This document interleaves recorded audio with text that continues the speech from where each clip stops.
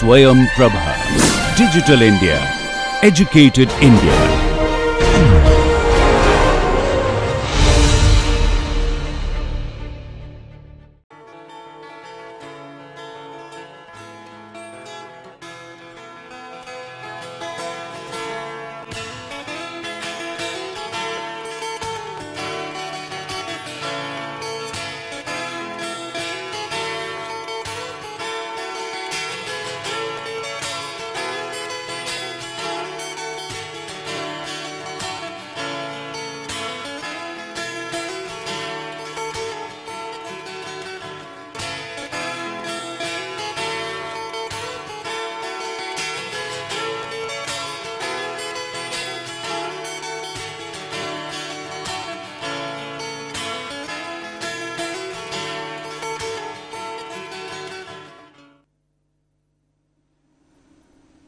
Welcome to the first lesson of module 4, which is on torsion part 1. In fact, if you remember that we had discussed in the last 3 modules which are on aspects of stress, strain and application of stress and strain on thin walled pressure vessels. Now, if a bar is subjected to an axial pull, it is subjected to a normal stress, which we have seen as load divided by the cross sectional area. Consequently, we have seen that if the bar is subjected to axial pull, it undergoes deformation, which we have defined in terms of strain, the deformation to its original length. Now, in this particular lesson, we are going to look into that if this particular bar is subjected to another kind of forces, which we term as a twisting moment or torsion, then what are the effect of torsion on such bars. So, it is expected that once this particular lesson is completed, or once someone goes through this particular lesson, one should be able to understand the concept of twisting moment and its effect on bars of circular cross section. Now, here we will be concentrating at the moment on the bars which are of circular cross section, and in this particular lesson we will be looking into the bars for solid circular cross section. Also, one should be able to understand the concept of shear stress which gets generated due to torsion, and one should be in a position to evaluate stresses and deformation in solid circular bars which develop due to torsion. Hence, the scope of this particular lesson includes the recapitulation of previous lesson, as we do in other lessons we have done, that we will be discussing the questions which I have posed last time in the form of answers, so that we can recapitulate the previous lesson. We will be deriving the formulae which are necessary for evaluating the stress and the deformation in bars of solid circular cross section, which arise due to the application of the twisting moment or the torsion, and then we will be looking into some examples for evaluation of stresses and deformations in solid circular bars. Now, let us look into the answers of the questions which I had posed last time. In fact, the last lesson, which was the last lesson of the third module, where we were discussing the aspects of thin walled pressure vessels, and we had set some questions related to that. Now, the first question which was said was, how will you define a thin walled pressure vessel? And that is important because the previous module was devoted on this, that a thin walled pressure vessel. So, you should know how to define the same, and the thin walled pressure vessels may be defined in this particular form, that basically the pressure vessels are the closed pressurized containers, and these pressure vessels, when they are subjected to internal pressure, they are subjected to stresses. Now, we qualify these pressure vessels as thin walled, and that is why we call these as thin walled pressure vessels. Now, when the thickness of such vessels are sufficiently small, the thickness of the wall is sufficiently small compared to the radius of the container, so that the stresses are almost uniform throughout the thickness, and this is what is very important, that across the thickness of the pressure vessel there is no change in the stresses. If you look into the across the thickness, the change in the stresses is significantly small, and that is the reason we call this particular type of vessels as thin walled vessels. And when we talk about, and this is what we term as thin walled vessels, and it has been observed that if the radius to the thickness ratio, R by T ratio, is greater than or equals to 10, then this stress distribution across the thickness of the wall, across the thickness of this wall is significantly small. That means we presume that the stress everywhere is same or uniform. We consider that as a thin walled pressure vessels. So to define precisely, then we should say that when the thickness of the wall is sufficiently small compared to the radius, so that the stresses are almost uniform throughout the thickness, then the vessels are termed as thin walled pressure vessels. And the criteria is that if R by T, or the radius to thickness ratio, is greater than or equals to 10, then we call that kind of vessels as thin walled pressure vessels.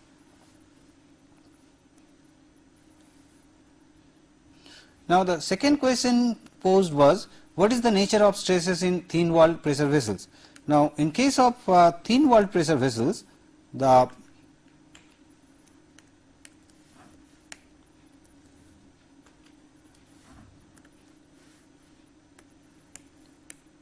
nature of stresses in thin walled pressure vessels is tensile. In fact, if you remember that we had discussed the type of stresses that gets generated in the pressure vessels, they are basically the tensile stresses which occurs on the surface, and we have seen in case of cylindrical pressure vessels, it is tensile stress along the circumference we have called as circumferential stress or hoop stress, and in the longitudinal direction we have stress which is longitudinal stress, and both the stresses are tensile in nature. And so as in case of spherical vessels, where we have seen the stresses which gets generated in any direction, they are tensile in nature. So the stresses which develop in thin walled pressure vessels, they are tensile in nature.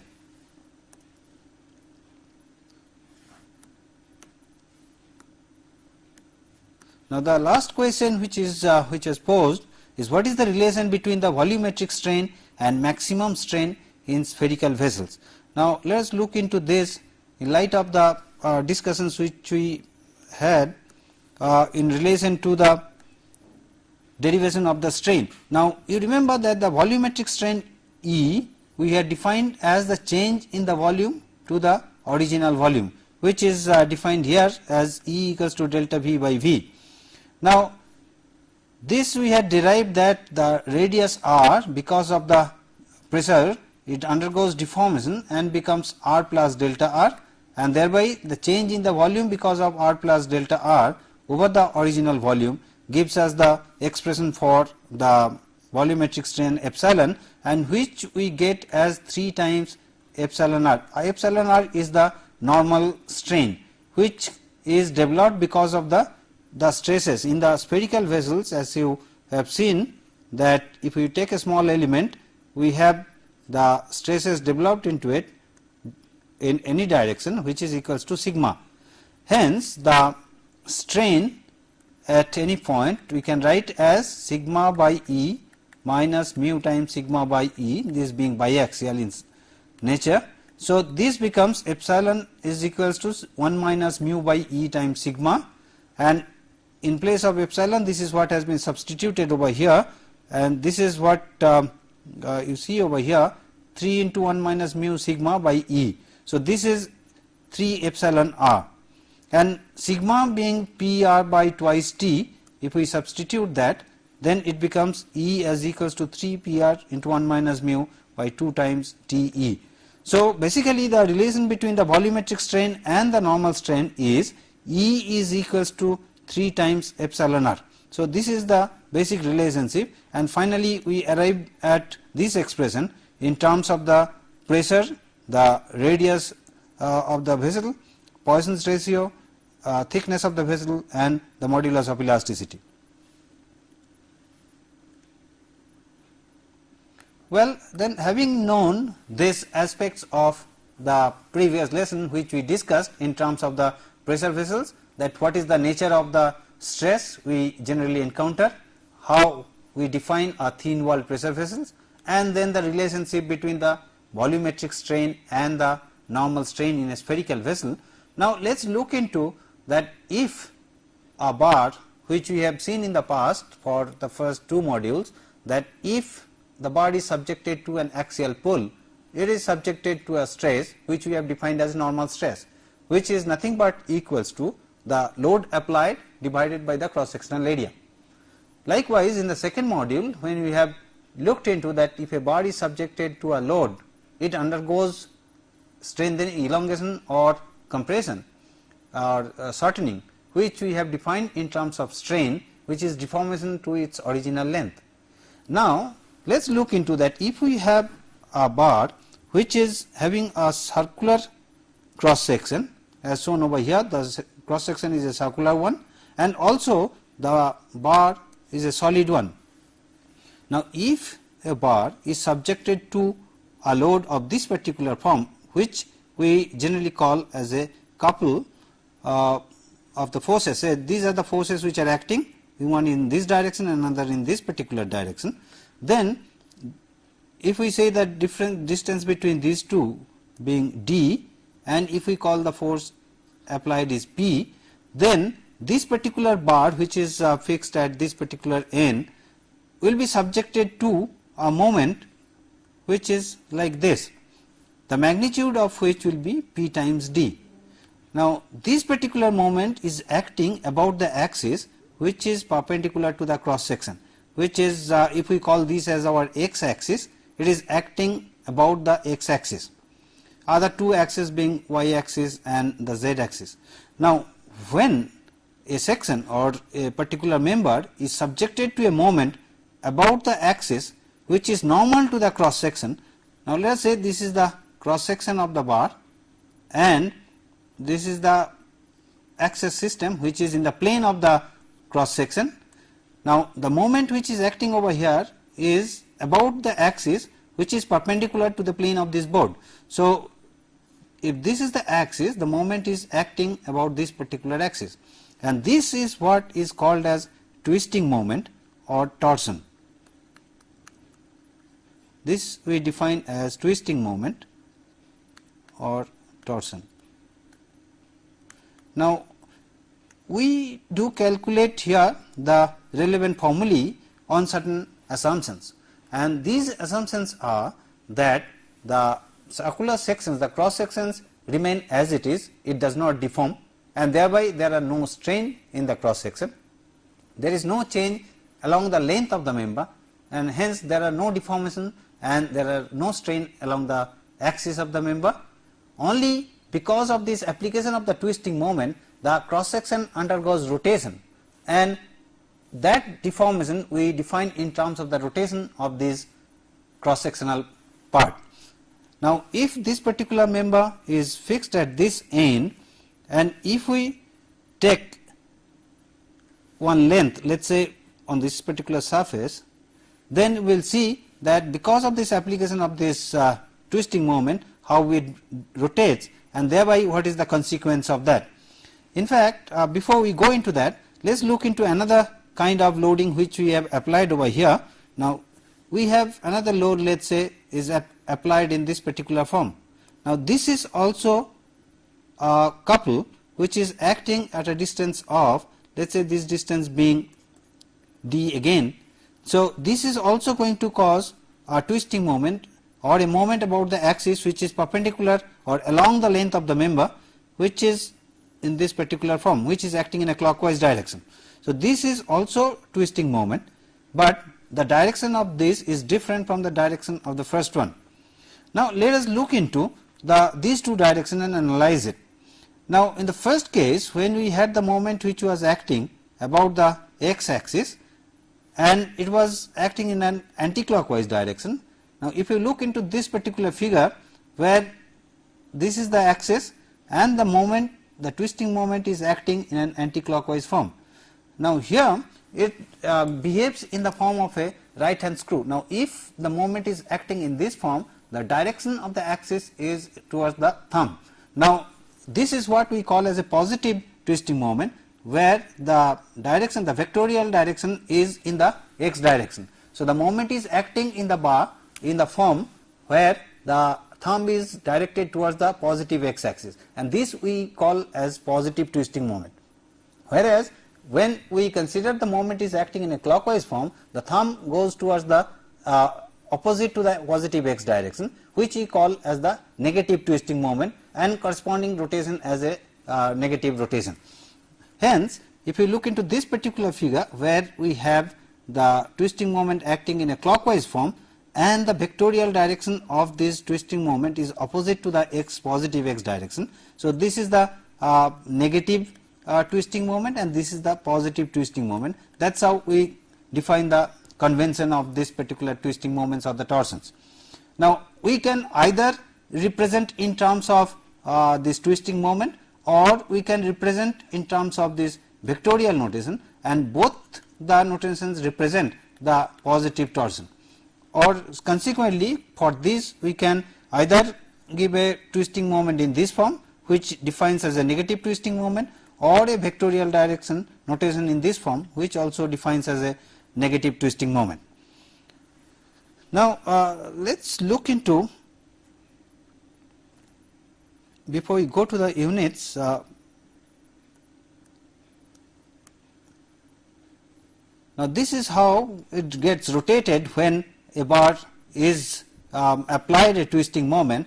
A bar which was initially straight, you observe that how it is getting rotated. This end being fixed, it moves and then forms an angle over here. Please note over here, there will be this particular original radius is getting changed, or there is an angular change over here, and this is what we will be looking into in deriving the formulae for the torsion. Now coming to the units of the moments. Now here the force is applied in terms of Newton, or the unit of the force is Newton, and the distance being written in terms of meter. So the moment, the twisting moment which we have, the torsional moment, this is defined, or unit of torsional moment is Newton meter.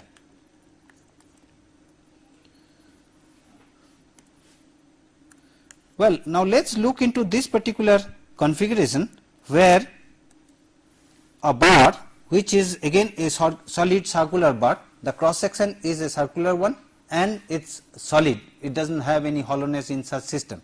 Now if this particular bar is subjected to a positive twisting moment, then what happens to this particular system? Now let us look into this.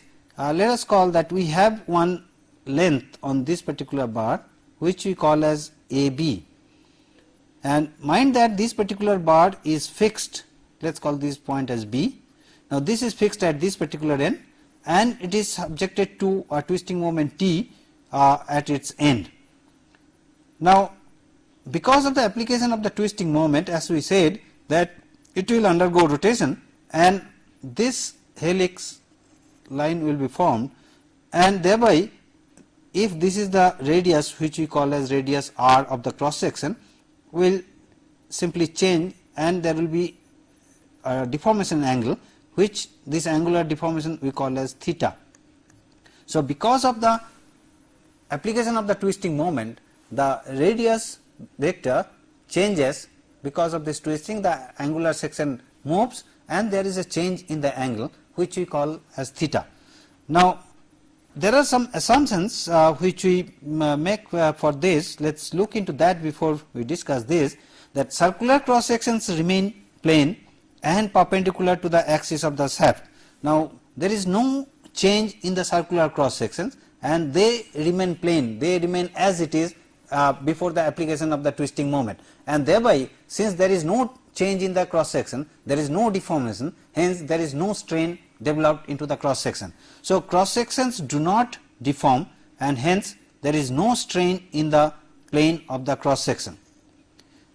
Secondly, the distance between cross sections do not change, and hence the axial strain is absent. Now along the length of the member, since there is no change in the length of the member, so there is no deformation, and thereby there is no strain in the axial direction. So these are the assumptions we make, based on which we derive to find out what will be the relationship between the twisting moment and the deformation. Now let us look into how do we derive the relationship between the twisting moment and the angle of rotation. Now as I said that because of the application of this twisting moment, the length which was originally straight forms this helix, and thereby there is a change in an angle, and this we have called this as theta. Now if we cut a segment from this particular length, let us call this as length dx, which is designated over here, the distance dx. Also what we do is that out of the whole circular bar we cut off some top portion and take a smaller core, okay, and the smaller core, let us assume that the smaller core is having a radius which is rho. Now originally this particular bar has the radius r, and the core which we are looking into has the radius rho. Now if we concentrate our attention on this particular segment, let us say this is AB and this as CD. So ABCD or ABDC is an element on the surface of this particular cylindrical part or the circular body. Now when this is subjected to twisting moment, then the radius which is line joining from center to B undergoes rotation. Now since this is a small distance dx, let us say that the change in angle between these two segments of the cross section is also small, and let us call that as d theta. So this rotation, let us call this as d theta. Now if we look into the distance on the surface of this particular body, now B moves to this particular point which we call as B dashed. Now the distance BB dashed, if we look into from the cross section point of view, the radius is rho and the angle is d theta. So BB dashed is equals to rho times d theta. Also the distance, if we look from the surface, now the segment ABDC undergoes changes on the surface in this particular form, hence there is a change in the angle. The ABDC element, because of the twisting moment, has undergone deformation, and there is change in the angle. And as we have seen in the past that this change in the angle on the surface, we call this as a strain angle, which is gamma. So if this is the strain angle gamma, this is gamma, and this distance being dx, so distance BB dashed again can be written as gamma times dx. So if we equate these two, gamma dx is equals to rho d theta, then we can write gamma as equals to rho times d theta dx. So this is the shearing strain which is written in terms of the rotation, and d theta dx we call as rotation per unit length. Now as we know from Hooke's law, the stress is proportional to the strain, and so tau, the shearing stress, is related to the shearing strain through the shear modulus G. So tau is equals to G times gamma, that is the Hooke's law. So tau is equals to G times gamma. So if we substitute for gamma, which is rho d theta dx, then expression for tau becomes G times rho times d theta dx, or this we can write as G d theta dx times rho. Now if we look into this quantity G d theta dx, it is independent of radius, and as a result the shear stress is linearly dependent on the radius rho. So it varies linearly from the center to the outer surface, and the stress becomes maximum on the surface of the cylindrical bar and is 0 at the center. Since it is varying linearly with rho, so along the section, if we look into at when rho becomes r, which goes to the surface, and thereby we get the maximum stress. So if we look into this particular figure, so this is the central part of this cross section, and this is the radius vector here, which is r. Now at a distance of rho, which we have considered in this particular configuration, which is rho, so the shear stress is tau, which is given by g d theta dx times rho. Now this, when goes to the surface, it becomes the tau max, and this tau max is equals to g d theta dx times r when rho becomes r. So that is the maximum shear stress. Now if we look into an element,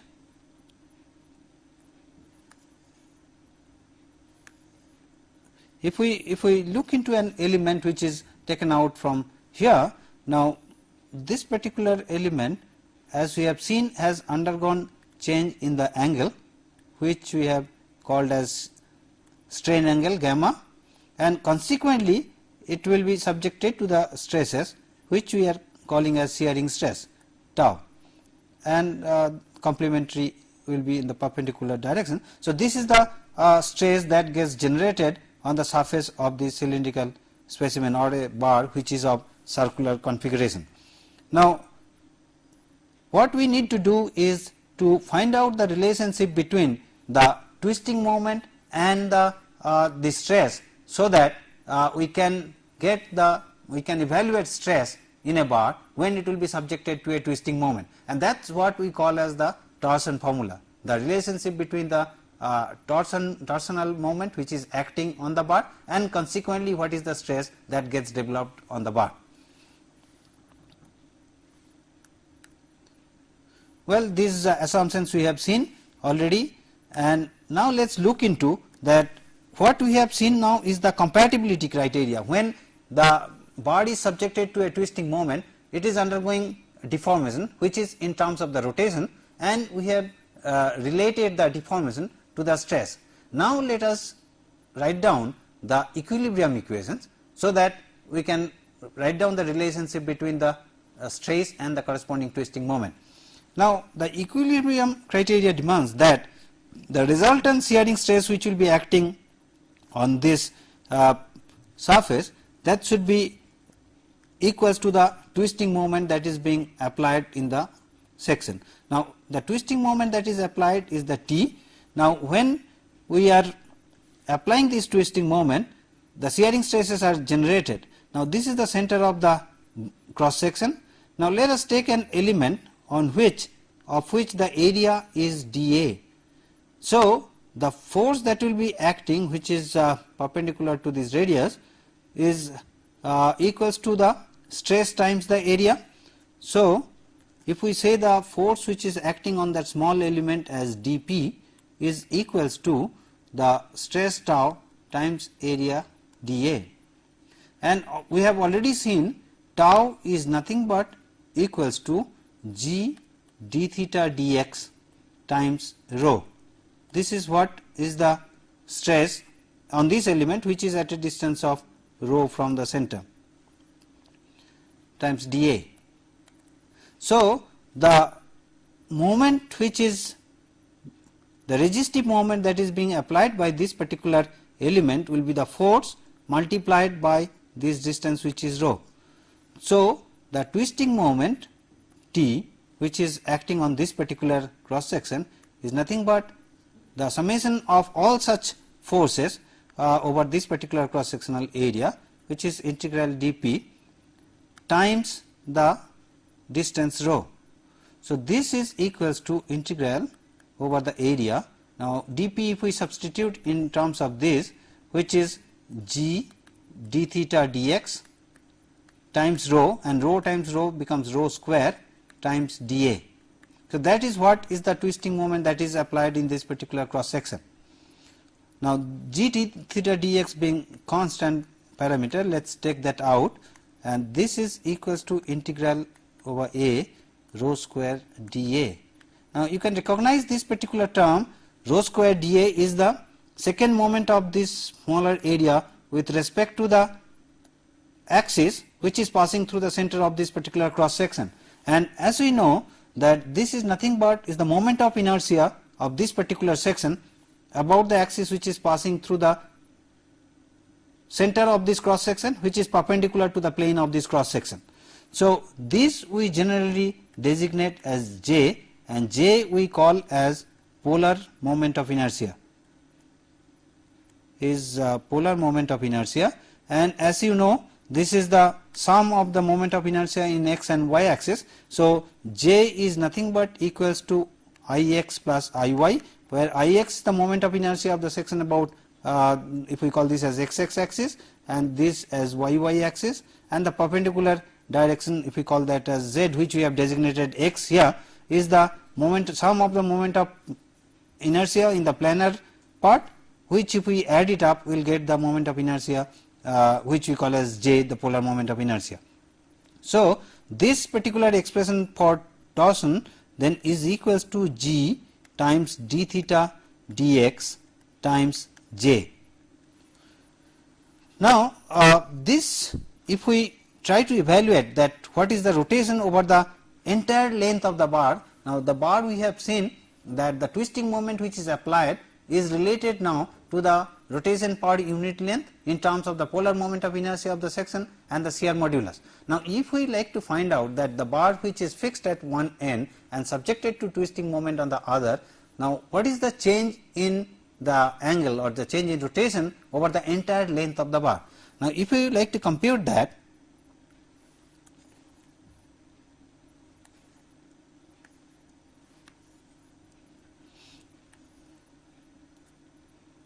now let us evaluate. Now we have seen T is equals to Gj d theta dx, or d theta is equals to T by Gj dx. Now if we integrate these over the entire length, then we will get the rotation between the two ends, and this is the theta is equals to integral dx gives us the x and the length L. So TL by Gj. So this is the deformation of the member which is subjected to a twisting moment, and the deformation is in terms of the angular change, which is the rotation between the two ends. Theta is the change in rotation between the two ends over the length L, which is subjected to a twisting moment T. Now if we compare this particular expression with the deformation that we have derived in module 2, wherein when the bar is subjected to a load P, we have said delta is equals to PL by AE, which is the deformation. So here the deformation in terms of rotation, which is analogous to P, we have twisting moment T, the length of the bar, and in there we had the modulus of elasticity, here we have the shear modulus, and in place of cross sectional area, here the polar moment of inertia J comes into picture. So this is the rotation theta that we can have. Now if we like to relate the shear stress with the twisting moment, because of the application of the twisting moment, the shear stress gets generated, and if we like to evaluate that, now we had seen tau is equals to G d theta dx times rho. Now from this particular expression we can see that d theta dx, this particular expression gives us d theta dx as equals to T by Gj. So if we substitute for d theta dx as T by Gj, this gives us G times T by Gj times rho. So this gives us T rho by J, or tau by rho is equals to T by J. So this is what is the expression of shear stress which is related to the twisting moment T. Also we have just now have seen that theta, we have related the theta is equals to TL by Gj. So from here if we write down T by J is equals to G theta by L. From this expression we get that T by J is equals to G theta by L, and from here we get T by J is equals to tau by rho. So combining these two, then we can write down the expression for the torsion, which we call as a torsion formula as T by J is equals to tau by rho is equals to G theta by L. So, this we call as the torsion formula, in fact, which relates the shear stress with the twisting moment and also the angle of twist over the length of the member. From this equation we can evaluate that if a bar is subjected to a twisting moment, then what will be the stresses in the bar in terms of the sectional parameters that we will be knowing. We can evaluate what will be the strain once we know the shear modulus. We can find out the angle of rotation, angle of twist because of this twisting moment, how much angular deformation that a bar undergoes. Now, in the previous cases we were evaluating that when the bar was subjected to axial pull, subjected to axial force in the bar, what is the stress, what is the deformation. Now, here we are computing the deformation and the stresses of the bar when it is subjected to a moment which is about the axis perpendicular to the cross section. Okay. Now, let us look into some of the example problems based on this discussion. Now, before we go to these examples for twisting moments or the torsions, let us look into the example which I gave you last time, and probably you have solved it. Let me just quickly go through it so that you can check your answers with this. Now, a thin walled cylinder 4.5 meter long, 500 millimeter internal diameter and 5 millimeter wall thickness is prevented from axial displacement under an internal pressure of 8.25 megapascal.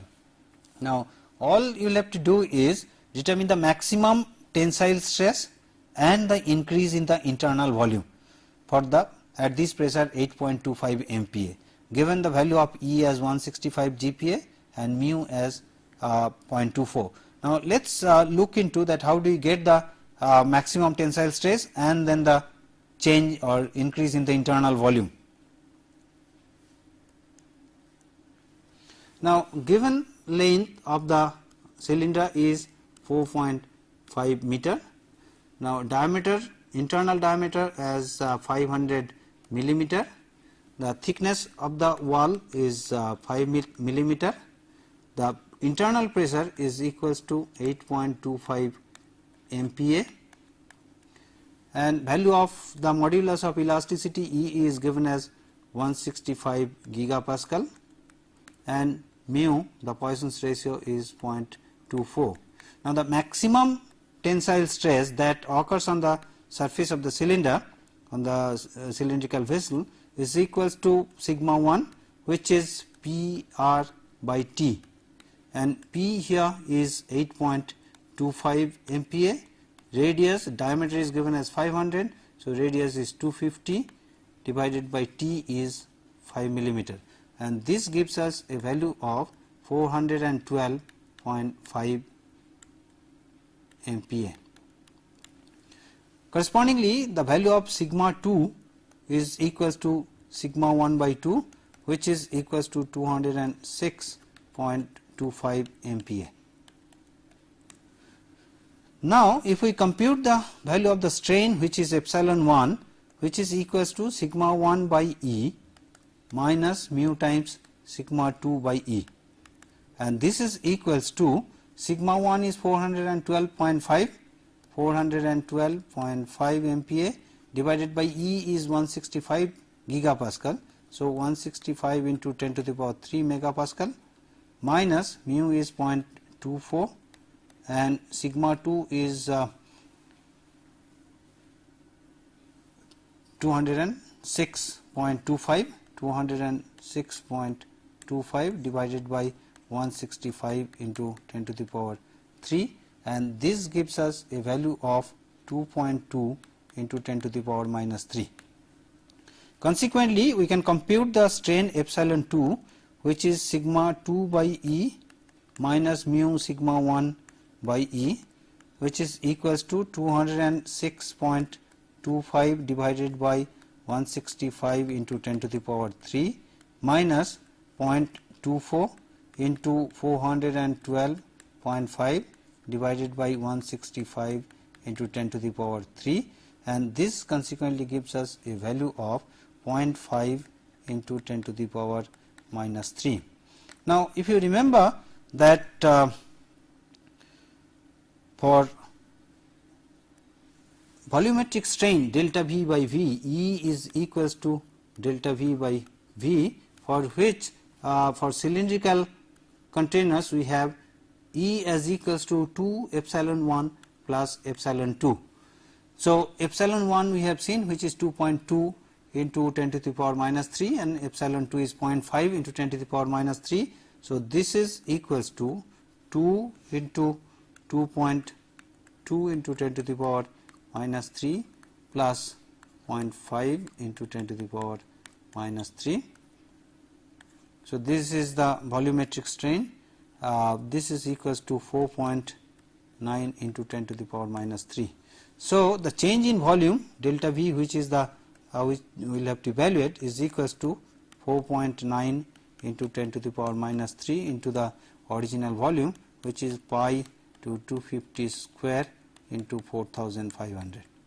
So, consequently, this gives us a value of 4.33 into 10 to the power 6 millimeter cube. So, this is the change in the volume delta V. So, the cylindrical container which was subjected to a pressure of 8.25 megapascal now is undergoing a change in volume, which is 4.33 into 10 to the power minus 10 to the power 6 millimeter cube.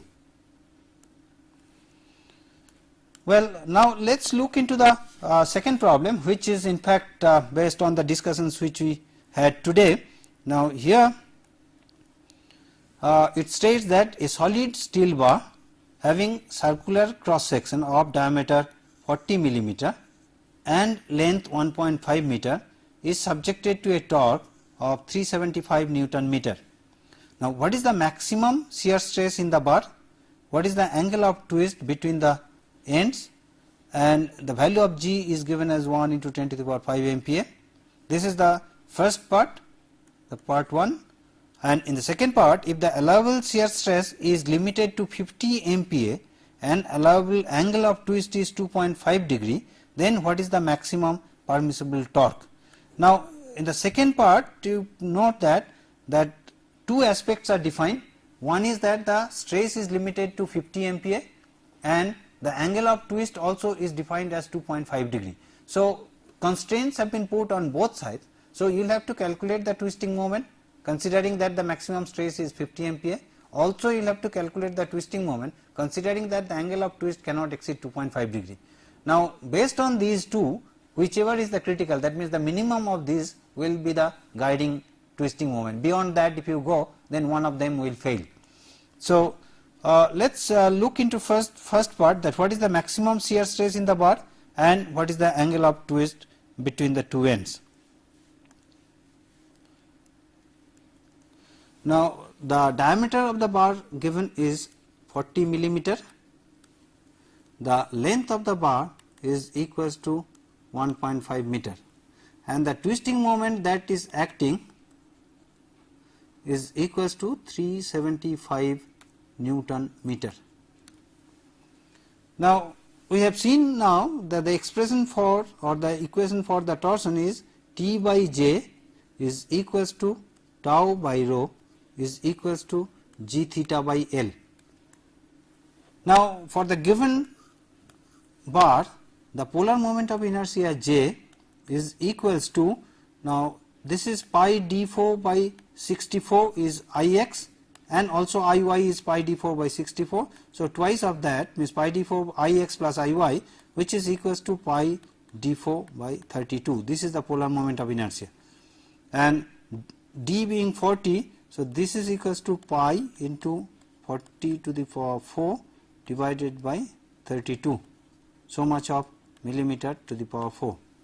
So, this gives us a value of 2.513 into 10 to the power 5, so much of millimeter to the power 4. Now, what we need to evaluate is the shearing stress tau for the given twisting moment. So, we take the first part of this equation, where we write tau as equals to T times rho divided by J. Now the twisting moment T here is 375 Newton meter. So 375 into 10 to the power 3, so much of Newton millimeter, multiplied by rho. Now rho, if you remember, is the radius.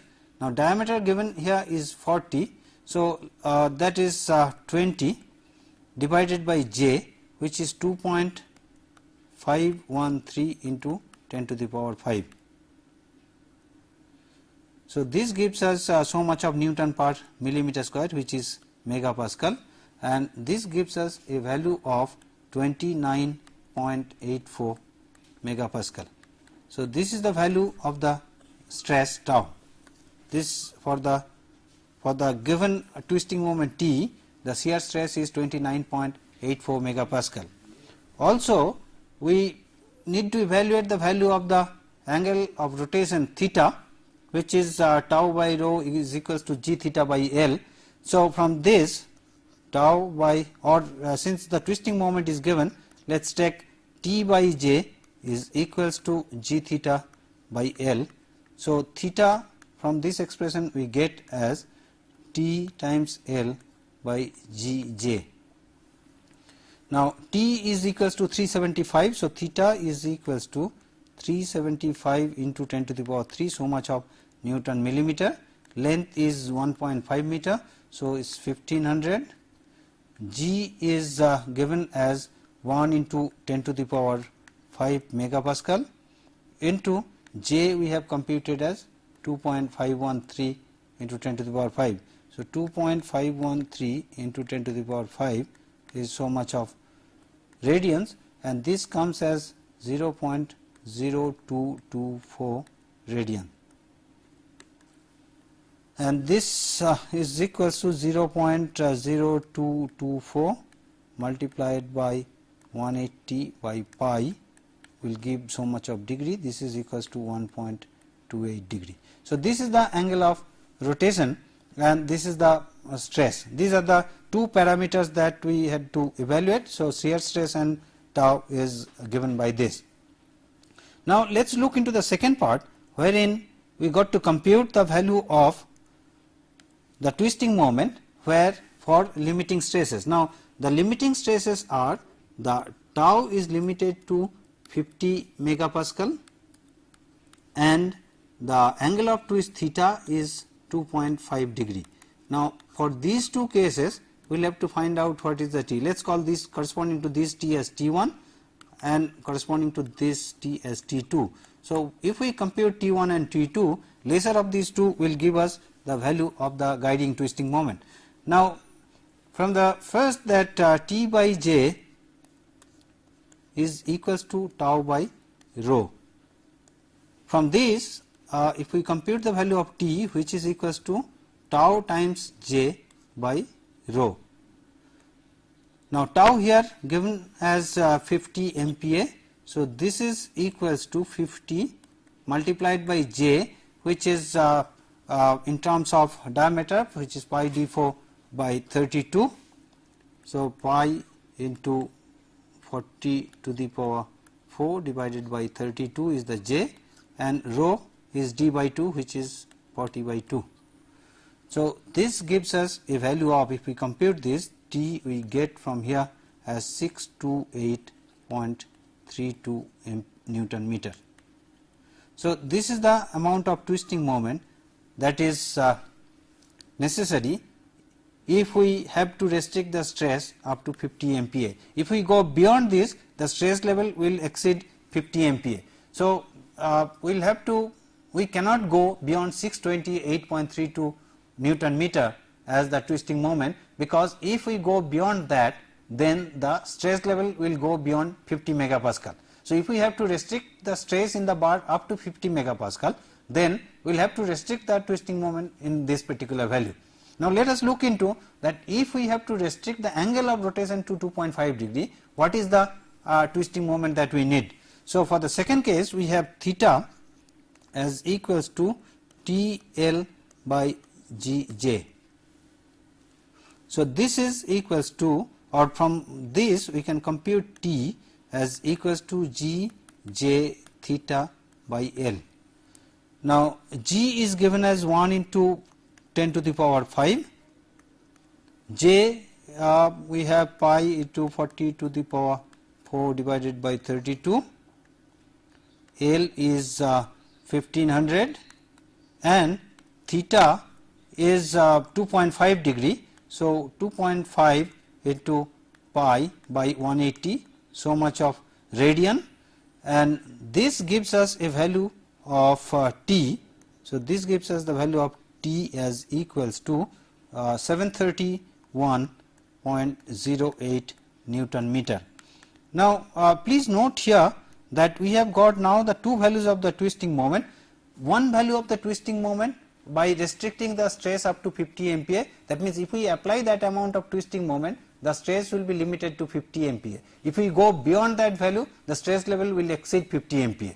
In another case, we have got a twisting moment beyond which we will have to apply up to that value. If we go beyond that, then the angle of twist will increase by beyond 2.5.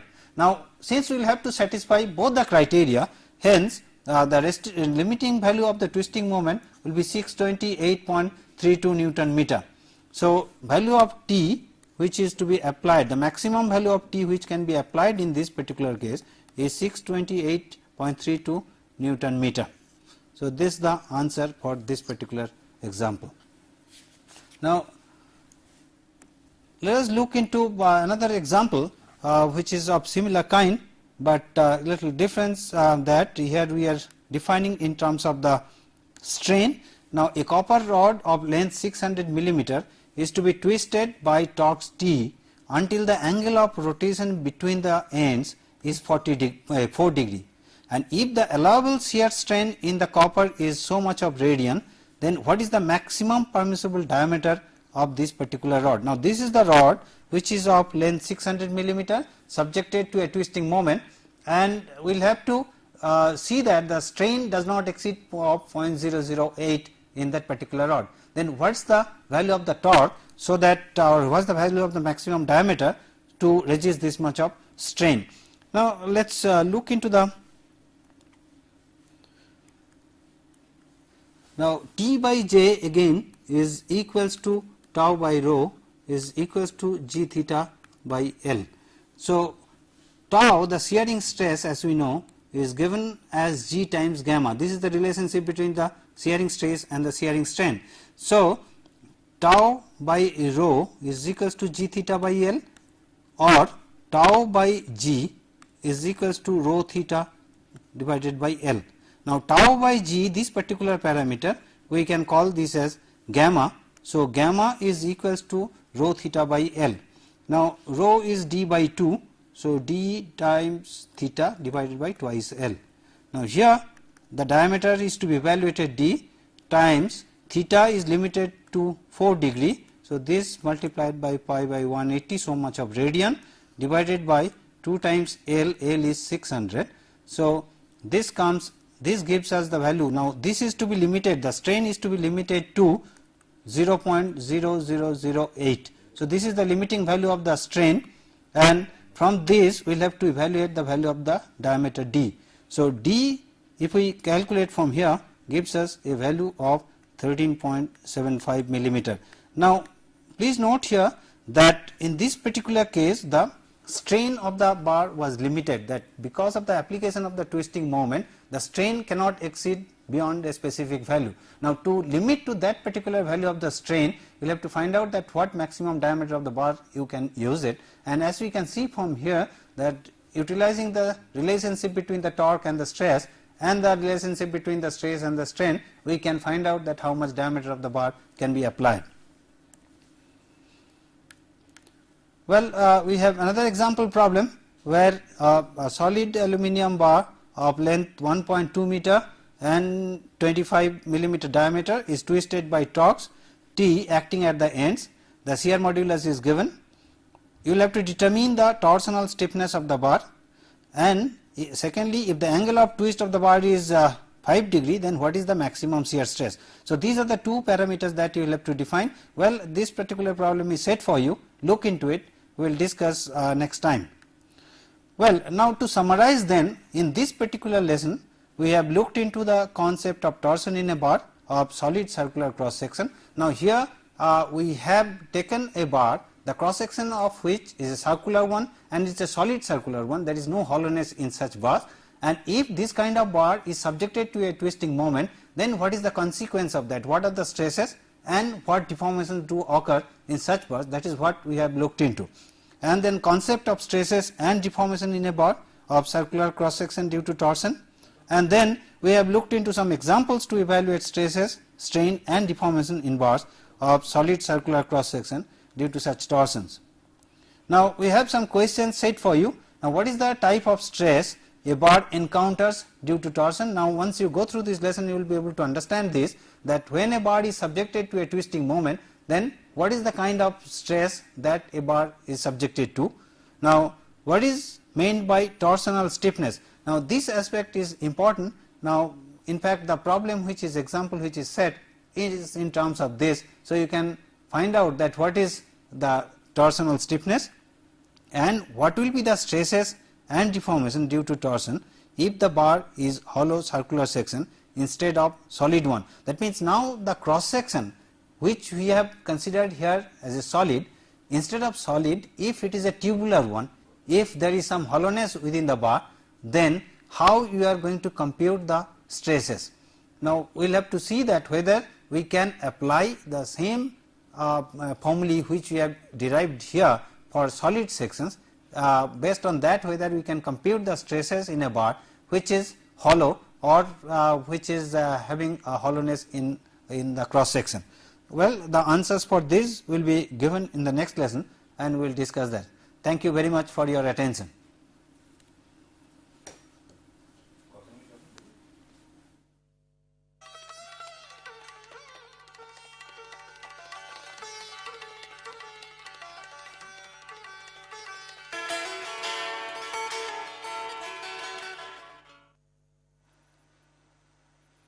Welcome to the second lesson of fourth module, which is on torsion part 2.